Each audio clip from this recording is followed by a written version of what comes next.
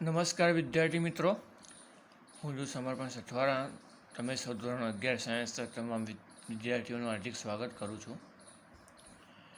વિદ્યાર્થી મિત્રો, આજે પણ આપણે કેટલાક એક્ઝામ્પલ જોવાના છીએ, પણ એક્ઝામ્પલ જોયા પહેલાં એક ટૉપિક તમને સમજાવવા માગું છું. પ્રક્રિયાની દિશાનું પ્રાકકથન. બરાબર. આ પ્રક્રિયાની દિશાનું પ્રાકકથનનો મતલબ શું? તો પ્રક્રિયાની દિશાનું એક સ્વરૂપ નક્કી કરવું કે ભાઈ કઈ દિશામાં રાસાયણિક પ્રક્રિયા આગળ વધશે. હવે તમને એમ થાય કે કઈ દિશામાં એટલે શું? તો પ્રક્રિયા ઘણી બધી દિશામાં રાસાયણિક પ્રક્રિયા કરી શકે છે. બરાબર. ટોટલ પ્રક્રિયા 3 દિશામાં રાસાયણિક પ્રક્રિયા કરી શકે. હવે 3 દિશામાં એટલે શું? તો પહેલી તો ડાબીથી જમણી દિશામાં. બરાબર. એના પછી જમણીથી ડાબી અને ત્રીજી સંતુલને પ્રક્રિયા. ચલો, હવે ડાબીથી જમણી એટલે કેવી રીતે? તો ડાબીથી જમણી એટલે કે પ્રક્રિયકથી નિપજ તરફ. એટલે પહેલાં પ્રક્રિયક હોય, પછી આપણને આ રીતે કોઈ પ્રક્રિયા મૂકતા, પછી આ રીતે ગીવ્સ, પછી નિપજ મૂકતા, એવી રીતે. બરાબર. બીજું નિપજથી પ્રક્રિયક તરફ. અને સંતુલન પ્રક્રિયાની અંદર બંનેમાંથી એક દિશામાં પ્રક્રિયા ના થાય. સંતુલન પ્રક્રિયા સંતુલનમાં જ હોય, એટલે પ્રક્રિયક અને નિપજની સાંદ્રતાઓ સમાન હોય એ વખતે, મતલબ વધારો ઘટાડો એ વખત સ્ટોપ થઈ ગયો હોય, સમાન હોય, એટલે સંતુલન સ્થિતિ કહીશું આપણે. બરાબર. હવે ઘણીવાર રાસાયણિક પ્રક્રિયા આપી હોય અને આપણે એવું નક્કી કરવાનું હોય કે પ્રક્રિયા ડાબીથી જમણી થશે, જમણીથી ડાબી થશે, કે પ્રક્રિયા સંતુલને હશે. તો એવું સમજવા માટે, એવું આપણે શોધવા માટે એક નવી પ્રક્રિયા ભાગફળનો ઉદય થયો. પ્રક્રિયા ભાગફળ એટલે શું? તો પ્રક્રિયા ભાગફળ જે છે ને, એ પ્રક્રિયા ભાગફળ આપણે સંતુલન અચળાંક કેસી, જે આ કેસીને આપણે જેવી રીતે વ્યાખ્યાયિત કરીએ છીએ એવી જ રીતે આની વ્યાખ્યા આપી શકાય કે ભાઈ નિપજની સાંદ્રતા ભાગ્યા પ્રક્રિયકની સાંદ્રતા. બરાબર. એક્ઝામ્પલ તરીકે કોઈ પ્રક્રિયા છે કે A + B C + D. બરાબર.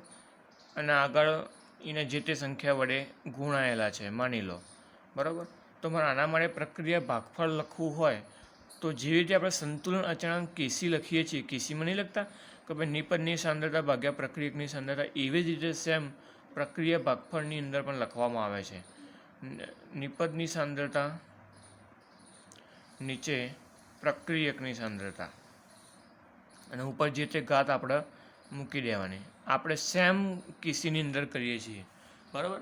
આમ જોવા જઈએ તો પ્રક્રિયા ભાગફળ અને સંતુલન અચળાંક કેસી બંને જુદા જુદા છે. હવે તમને એમ થાય કે બંને જુદા જુદા કેવી રીતે?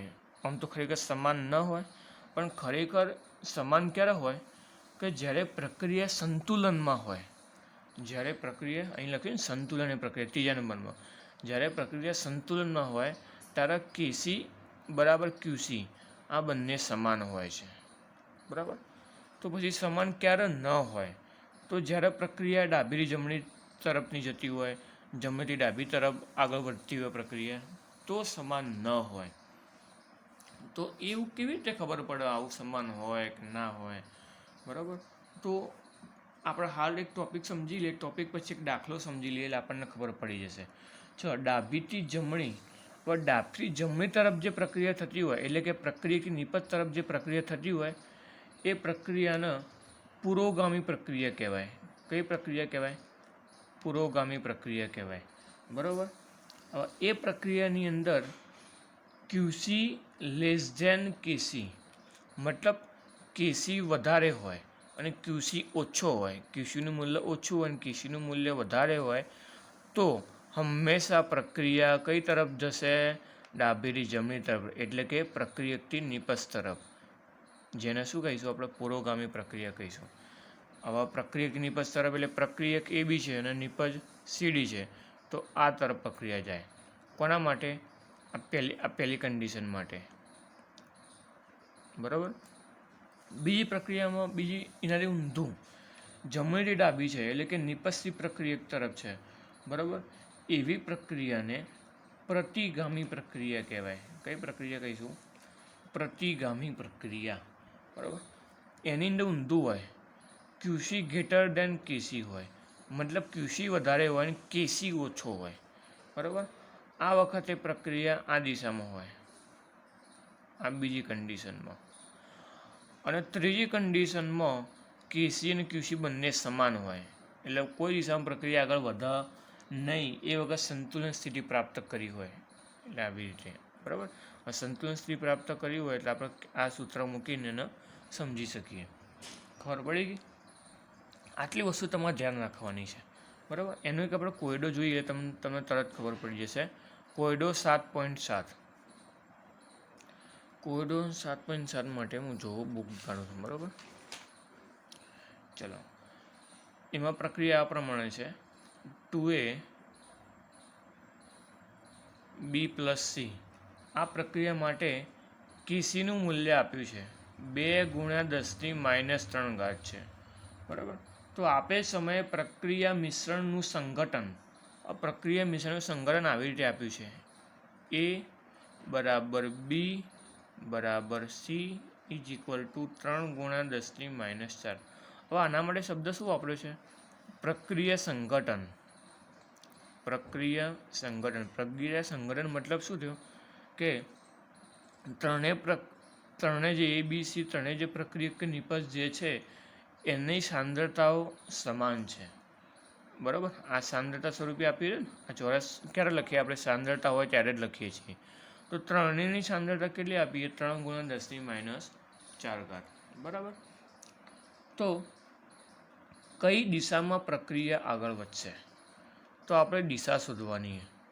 દિશા એટલે કે પુરોગામી, પ્રતિગામી કે સંતુલન સ્થિતિ. તો આ ત્રણ વસ્તુમાં શોધવા માટે આ ત્રણ કન્ડિશનનો ઉપયોગ કરવો પડશે, બરાબર. ચલો, કેસીની વેલ્યુ આપણને આપી દીધી છે, તો શું હું ક્યુસી સુધી કાઢું તો મને ખબર પડી જાય? ચલો, ક્યુસી શોધવા માટેનું સૂત્ર હાલ જ આપણે ઉપર જોયું: નિપજની સાંદ્રતા ભાગ્યા પ્રક્રિયકની. હવે નિપજ એટલે શું છે આપણા માટે? બી, બરાબર. આ પ્રક્રિયા આપેલી છે, આપણે રકમની અંદર જ આ પ્રક્રિયા આપેલી છે, ભાગ્યા પ્રક્રિયક એટલે એ, પણ એને 2 વડે ગુણાયેલા છે એટલે ઉપર 2 = ચલો, બીની સાંદ્રતા કેટલી? જો બી, સી કે એ ત્રણેયની સાંદ્રતા સમાન આપી એટલે બધા માટે એટલા જ લેવાના. ચલો, બી માટે લઈએ 3 × 10⁻⁴ ગુણ્યા સીની સાંદ્રતા એ પણ 3 × 10⁻⁴ ભાગ્યા એની સાંદ્રતા પણ 3 × 10⁻⁴, એનો વર્ગ થશે, વર્ગ એટલે. ચલો, ઉપર 3 તરી 9 × 10⁻⁴ એટલે -8. અહીંયા પણ 3નો વર્ગ 9 10⁻⁴ વર્ગ, એટલે ઘાતની ઘાતનો ગુણાકાર 10⁻⁷ 4 દુ 8 એટલે. તો આ તો ઉડી ગયું, તો વધ્યું શું? 1 વધ્યો. તો ક્યુસીની કિંમત કેટલી આવી? 1 આવી. ચલો, કેસી કેટલો આપેલો હતો? કેસી બરાબર 2 × 10⁻³ હતો. હવે 2 × 10⁻³ નો મતલબ શું થાય? તો 2/1000 થાય, બરાબર. કારણ કે 10⁻³ એટલે એને ભાગાકારમાં 1000 થાય ને. જો +3 હોય તો ગુણાકારમાં 1000 થાય, પણ -3 એટલે અને જેટલી ઘાત હોય એ પ્રમાણે એટલા મીંડા હોય. તો 2/1000, તો એને 3 પોઈન્ટ કાપો, 0.02 થાય. 3 પોઈન્ટ કાપીએ એટલે. તો કેસી ઓલરેડી કેટલો આપ્યો? 0.002 આપ્યો, અને ક્યુસી આપણને કેટલો મળ્યો? 1 મળ્યો. તો ક્યુસી મોટો કહેવાય કે કેસી મોટો કહેવાય? તો ક્યુસી મોટો કહેવાશે ને, 1 મોટો છે 0.002 કરતાં, બરાબર. તો અહીંયા ક્યુસી ગ્રેટર દેન કેસી છે. ક્યુસી મોટો હતો, ક્યુસી મોટો હતો, અહીંયા લખ્યું છે ક્યુસી મોટો હોય તો કઈ પ્રક્રિયા થાય? જમણીથી ડાબી તરફ, એટલે કે નિપજથી પ્રક્રિયક તરફ, એટલે કે પ્રતિગામી પ્રક્રિયા થશે, બરાબર. તો આ પ્રક્રિયા પ્રતિગામી દિશામાં આગળ વધશે. પ્રતિગામી શબ્દ યાદ ના આવે તો નિપજતી પ્રક્રિયક તરફ પણ લખી શકાય, ગમે તે રીતે આપણે લખી શકાય. ખબર પડી ગઈ? ચલો હવે આગળ આપણે કોયડો જોઈએ. કોયડો 7.8. ચલો કોયડો 7.8 IMP છે. આવો કોયડો પરીક્ષામાં પૂછાઈ શકે છે. બરાબર. ચલો શું કીધું છે? તો 13.8 ગ્રામ N2O4 આપ્યું છે. પછી 1 લિટર કદના V આપ્યું છે. 1 લિટર કદ એટલે વોલ્યુમ V. બરાબર. પ્રક્રિયા પાત્રમાં 400 કેલ્વિન તાપમાન એટલે T બરાબર 400 કેલ્વિન તાપમાને ફેરફાર કરવામાં આવ્યો. બરાબર, લેવામાં આવ્યો અને સંતુલન પ્રાપ્ત થવા દીધું. સંતુલન પ્રાપ્ત થવા દીધેલો મતલબ સંતુલન પછી પ્રક્રિયા, આપણે સંતુલન પછીનું ગણતરી કરવાની, જેની ગણતરી કરવાની હોય એની. બરાબર. ચલો હવે પ્રક્રિયા આપણને રકમમાં આપી છે N2O4 ગેસ 2NO2 ગેસ. બરાબર. સંતુલને કુલ દબાણ એટલે પી ટોટલ કહીશું આપણે. કુલ એટલે ટોટલ. કુલ દબાણ આપ્યું છે 9.15 bar. બરાબર.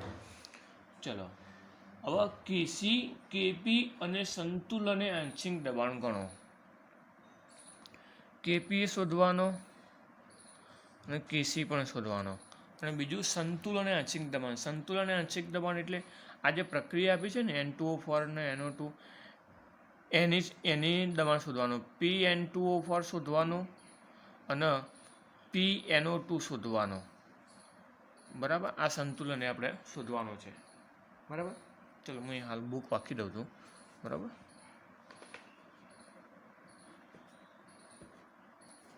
બરાબર. ચલો હેડો હવે આપણે શોધવાનું શું કીધું છે? 4 વસ્તુ શોધવાની. કેપી, કેસી અને આંશિક દબાણ શોધવાનું છે. બરાબર. પણ એક વસ્તુ તમારે અહીંયા જોવાની, ધ્યાન રાખજો કે N2O4 અને NO2 કયા સ્વરૂપે આપેલા છે? વાયુ સ્વરૂપે આપેલા, ગેસ સ્વરૂપે આપેલા છે. તો ગેસ સ્વરૂપે આપેલા હોય અને બીજું આપણને જો વજન આપ્યું હોય ગ્રામમાં, વોલ્યુમ, કદ આપ્યું હોય, તાપમાન આપ્યું હોય, તો આપણે આદર્શ વાયુ સમીકરણનો ઉપયોગ કરી શકીશું, કારણ કે બધું અહીંયા વાયુ સ્વરૂપે આપેલું છે. બરાબર. અને આપણે દબાણની જરૂર છે. આમ તો શરૂઆતનું દબાણ આપેલું હોય, પણ શરૂઆતનું દબાણે શોધવાનું હોય, ટોટલ દબાણે શોધવાનું હોય. કશું આપ્યું નથી, ખાલી વજન, કદ અને તાપમાન એવું જ આપ્યું. તો આપણે કોનો ઉપયોગ કરીશું? તો આદર્શ વાયુ સમીકરણનો ઉપયોગ કરીશું. તો આદર્શ વાયુ સમીકરણ માટે ચલો આદર્શ વાયુ સમીકરણ શું છે? PV બરાબર nRT. હવે ચલો પી દબાણ નથી આપ્યું, પણ V આપ્યું હોય ને, તમે જો V આપ્યું હોય, 1 લિટર કદ આપ્યું હોય, N એટલે જથ્થો, મોલ. ચલો મોલ એટલે વજન ભાગ્યા અણુભાર. હવે જો વજન આપ્યું હોય, કેટલું આપ્યું હોય વજન? 13.8 ગ્રામ આપ્યું હોય, 13.8 ગ્રામ. હવે અણુભાર હવે N2O4 નો વજન 13.8, પણ અણુભાર શોધવો પડશે ને. ચલો N2O4 નો અણુભાર શોધી દઈએ આપણે. N2O4 નો અણુભાર, હવે N2 એટલે નાઇટ્રોજનનો પરમાણુ ભાર 14 અને 2 પરમાણુ છે નાઇટ્રોજન, એટલે 14 દુ 28 વત્તા ઓક્સિજનનો 16 અને 4 પરમાણુ એટલે 16 ચોક 64, એટલે 20 ને 60 80 ને 12 92 આવ્યો. કેટલો આવ્યો? 92 ગ્રામ પ્રતિ મોલ અણુભાર. બરાબર. તો એમની જગ્યાએ કેટલો લખાય? 92. ખબર પડી કેવી રીતે 92 આવે? આપણે આગળ પહેલા ચેપ્ટરમાં, બીજા ચેપ્ટરમાં અણુભાર શોધતા હતા ને, એવી રીતે અણુભાર શોધવાનો છે. બરાબર. ચલો તો N બરાબર મોલ કેટલા લખાશે? ચલો કેલ્ક્યુલેટરનો ઉપયોગ આપણે અહીંયા કરવો પડશે. ચલો 13.8 ભાગ્યા 92, તો આનો જવાબ આવશે 0.15. ચલો આટલા મોલ આવી ગયા, 0.15 મોલ. બરાબર. ચલો બીજું, આર, વાયુ અચળાંક આરની વેલ્યુ આપણને રકમમાં આપી નહીં, પણ પરીક્ષામાં આપી હોય, પણ આપણે 0.083 લઈ લેવાના. 0.083 બાર, પછી મોલ ઇન્વર્સ, કેલ્વિન ઇન્વર્સ.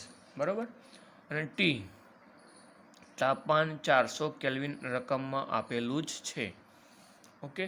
ચલો બધી કિંમતો આપી, ખાલી પી નહીં આપી, તો પીને કરતાં પણ પી બરાબર એનઆરટી ભાગ્યા વી. એન એટલે 0.15, આર એટલે 0.083, ટી એટલે 400 કેલ્વિન તાપમાન, વી કદ એટલે 1. બરાબર. આટલી વસ્તુ આપણને આપી દીધી. ચલો હેડો હવે ગુણાકાર કરીએ આપણે. 0.15 ગુણ્યા 0.083 બરાબર ગુણ્યા 400, તો આનો જવાબ આવ્યો 4.98. 4.98 બરાબર. ભાગ્યા 1 છે એટલે ભાગ્યા 1 કરવાની જરૂર નહીં ને. ચલો વાયુ અચળાંક આ 12માં આપેલો એટલે અહીંયા દબાણ પણ સમા આવશે, 12માં જ આવશે, કારણ કે બધું કેલ્વિન ને બધું ઉડી જશે. Kelvin, kelvin inverse, mall inverse, આ મોલ, આ બધું ઉડી જશે. ખ્યાલ આવ્યો. ચલો પછી આ લીટર, અહીંયા લીટર ઇન્વર્સ આવશે. બરાબર. એક એકમ આવશે લીટર. બરાબર. એ પણ ઉડી જશે અહીંયા. સોરી, ઇન્વર્સ લીટર જ આવશે, એટલે આ લીટર નીચે છે ને આ ઉપર લીટર આવશે, એટલે ઉપર નીચે ઉડી જશે. એટલે પી આવ્યો 4.98 બાર. આ કોનું દબાણ આવ્યું? આપણે કોની વાત કરતા હતા? N2O4ની વાત કરતા હતા ને. હા, અણુબળ કોનો શોધ્યો? N2O4નો. તો આ બધી આ આદર્શ વાયુ કોનો લીધું? N2O4 માટે લીધું. એટલે N2O4નું શરૂઆતનું દબાણ આવ્યું. આપણે જે પ્રક્રિયા હતી ને, N2O4 gas two NO2 gas, એ શરૂઆતનું દબાણ આવ્યું. સર N2O4નું દબાણ કેટલું આવ્યું? 4.98 બાર શરૂઆતનું. અને શરૂઆતમાં પ્રક્રિયકનું 4.98 હોય, તો નિપજનું શરૂઆતમાં કેવું હોય? 0 હોય. પ્રક્રિયા આગળ વધી ન હોય એટલે. પછી સંતુલને શું થાય? તો સંતુલને ઘટાડો, પ્રક્રિયકમાં ઘટાડો તો નિપજનો વધારો થાય. તો ઘટાડો ખબર નહીં તો આપણે શું કરીએ? 4.98 - x. અને જેટલો ઘટાડો થયો તો અહીંયા નિપજમાં એટલો શું થાય? વધારો થાય. ચલો આટલા સુધી ખબર પડી ગઈ. આવું પણ આપણે આગળના દાખલામાં કરતા આવ્યા છીએ. બરાબર. અહીંયા આપણે હવે તમને ખબર પડી છે કે પી દબાણ કેમ શોધ્યું, પીવી બરાબર એનઆરટીનો ઉપયોગ કેમ કર્યો? કારણ કે શરૂઆતનું દબાણ આપ્યું નહોતું. હવે આપણે શોધવું હોય તો શોધી શકીશું. અને આવું કરવાનું કારણ શું? આંશિક દબાણ શોધવાનું હોય. બરાબર. પણ એક વસ્તુ, આપણને ટોટલ દબાણ આપેલું હોય રકમની અંદર. બરાબર. આ ટોટલ દબાણનો મતલબ શું? કુલ દબાણનો મતલબ શું? તો N2O4 અને NO2 બંનેનું કુલ દબાણ. બરાબર. ભાઈ એક વસ્તુ અહીંયા રહી ગઈ, આ 2 વડે ગુણવાના હો, કારણ કે આપણે આગળ દાખલો એક આવ્યો હતો ને, 2 મોલ હોય તો 2 વડે ગુણીએ છીએ. બરાબર. આગળ દાખલો આવે તમે જોઈ લેજો. બરાબર. ભલે એટલો ઘટાડો એટલો વધારો થાય, પણ અહીંયા જેટલા મોલ હોય એ પ્રમાણે અહીંયા ગુણવા પડે. બરાબર. તો હાલ આપણે દબાણની વાત કરતા હતા, પી ટોટલ. તો ટોટલ દબાણ કોનું આપ્યું? N2O4 અને NO2 બંનેનો સરવાળો એટલે પી ટોટલ કહેવાય. તો પી ટોટલ એટલે PN2O4 વત્તા PNO2 લખાય, કારણ કે બંનેનો સરવાળો કરીને ટોટલ જે થાય એ આપ્યું પી ટોટલ. બરાબર. ચલો પી ટોટલ આપણને કેટલું આપ્યું રકમની અંદર? બીજું 9.15 આપ્યું. જો આપ્યું છે 9.15. બરાબર. ચલો 9.15 બરાબર PN2O4માં હવે અહીંયા જે દબાણ લખવાનું એ સંતુલને લખવાનું. તો સંતુલને કેટલું આવ્યું? આપણે N2O4નું દબાણ આવ્યું 4.98 - x વત્તા PNO2નું દબાણ કેવું આવ્યું સંતુલન? તો 2x આવ્યું. ખબર પડી? તો 9.15 આ 4.98 ના બદલાઈ દો, -4.98 is equal to 2x - x, એટલે x થાય, 2xમાંથી 1 x જાય, એટલે આપણે જોઈ લઈએ કે ભાઈ 9.15 - 4.98 કેટલા થશે? તો 4.17 થશે. કોના બરાબર? x બરાબર. ખબર પડી ગઈ? હવે હેડો હવે ધ્યાન રાખજો. હવે આંશિક દબાણ શોધી દઈએ. કોનું? N2O4નું. PN2O4. PN2O4 બરાબર શું હતું? હવે 4.98 - x હતું, કારણ કે N2O4નું આંશિક દબાણ 4.98 - x હતું ને. તો PN2O4 બરાબર 4.98 - x. એક્સની કિંમત કેટલી આવી? 4.17. તો ચલો PN2O4 બરાબર 4.98માંથી 4.17 જાય તો કેટલા રહે? ચલો 4 × 4 જાય તો 0. 0.98 જાય તો 91 × 81. બરાબર. તો 0.81 આનો જવાબ આવશે. ચલો PNO2. હવે NO2નું આંશિક દબાણ. પીનું આંશિક દબાણ કેટલું હતું? 2x. 2x બરાબર 2xની જગ્યાએ આવ્યું 4.17. તો PNO2 બરાબર 4 × 2 = 8 અને 17 × 2 = 34, એટલે 8.34 bar. ખબર પડી વિદ્યાર્થી મિત્રો? હવે આગળના દાખલા ગણ્યા ને એવી જ રીતે છે, એવી જ રીતે આંશિક દબાણ શોધી કાઢ્યા. ચલો આ આંશિક દબાણ આપણને મળી ગયા, બરાબર. એટલે આ જે છેલ્લા હતા ને પેલા આંશિક દબાણ આવી રહ્યા, આ મળી ગયા આપણને, બરાબર. આ એ મળી ગયો PNO2 PN2O4. હવે KP અને KC શોધવાના રહે. તો ચલો હવે દબાણ આપ્યું હોય તો KP માટે તો હવે સહેલું પડી ગયું ને. KP માટે આપણે ખબર એક સૂત્ર હતું, જેમ આપણે KC માટે સૂત્ર હતું ને. KCમાં શું હતું? નિપજની સાંદ્રતા ભાગ્યા પ્રક્રિયકની સાંદ્રતા. તો KPમાં શું હતું? નિપજનું દબાણ ભાગ્યા પ્રક્રિયકનું દબાણ. તો નિપજ એટલે આપણે નિપજ માટે NO2 આપ્યો ને, PNO2, બરાબર. નિપજ હવે એના 2 ગુણાયેલા એટલે ઉપર 2, નીચે PN2O4, એમાં જ કોઈ ગુણાયેલા નથી એટલે આપણે કશું લખવાનું નથી. ચલો હળો KP મળી જશે આપણને. હવે PNO2 કેટલો આવ્યો? PNO2 8.34 આવ્યો ને, એનો વર્ગ ભાગ્યા PN2O4 એ કેટલો આવ્યો? 0.81. ચલો આનો આપણે સાદુરૂપ આપી દઈએ તો 8.34 ગુણ્યા 8.34 ભાગ્યા 0.81. તો આનો જવાબ આવે છે 85.87 જવાબ આવશે, બરાબર. 85.87. KP એટલે એક પ્રકારનું દબાણનું અચળાંક છે, એટલે આનો એકમ લખવાની જરૂર નથી. હવે આપણે શોધવાનું છે KC. હવે KC જો શોધવો હોય તો સાંદ્રતાની જરૂર પડે, સંતુલન અચળાંક. પણ અહીંયા સાંદ્રતા તો આપી નહીં, દબાણ જ આપ્યું ને બધું. તો ભાઈ કરવાનું શું? તો પછી KP આપ્યો તો KP અને KC વચ્ચેનો સંબંધ તમને ખબર. KP બરાબર KC RT અને ΔN, આ તમે જાણો છો ને.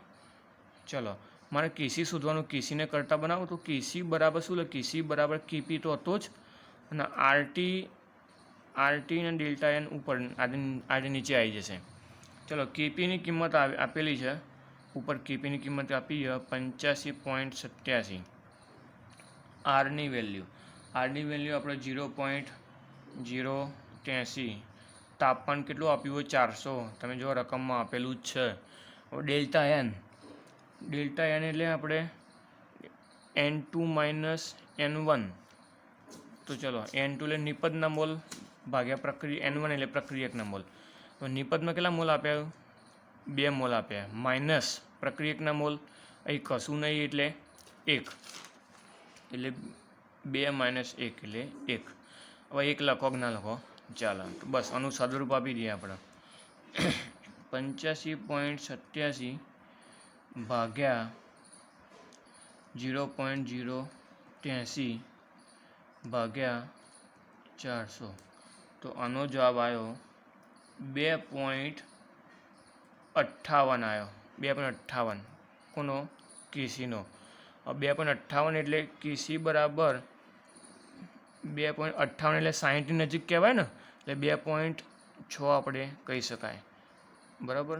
2.6 આપણે કહી શકાય. ખબર પડી ગઈ વિદ્યાર્થી મિત્રો?